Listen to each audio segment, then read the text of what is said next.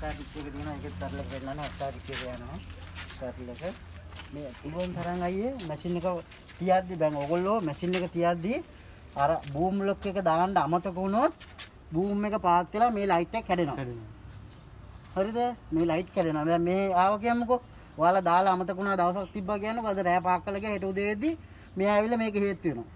හේතු වෙලා මේ ලයිට් එකත් කැඩෙනවා. හරිද? බූම් ලොක් එක අනිවාර්යයෙන්ම දාන්න අමතක වුණොත් මේක පොඩ්ඩක් මෙහෙන් තියන්න. මෙහාට කළා. ඒකයි බූම් ලොක් දැන් අමතක වෙලා තිබ්බනම් ඔයගොල්ලන්ට ඒතකොට මේක ඇවිල්ලා බිම්ට පාත් වෙනවා. නැත්තම් මේක ඇවිල්ලා පාත් වෙන්නේ මේක උඩට. මේ කෙරවලට මරන් තිබ්බොත්. ඒකින්ද බූම් ලොක් එක දාන්න නැත්තම් මේ මෙහෙට කරලා තියන්න. මැෂින් එක සමහර මෙහෙම තියලා යන්නේ ඒක වෙන්නේ. දැන් අයේ JCB වලනේ කැට් එකේ උදේට ඔයිල් වතුර බලද්දී මේ විදිහට තමයි පාක් කරන්නේ. බකට් එක බිම මේ ටයර් හතර මේ විදිහට මේ පොඩ්ඩක් මේ පොඩ්ඩක් ගහලා මේ විදිහට තමයි බලන්නේ.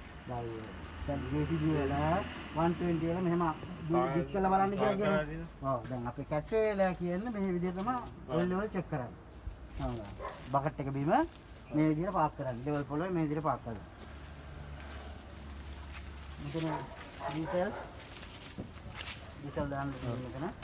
අර එයා ෆිල්ටරේ එන්න මම එයා ෆිල්ටරේ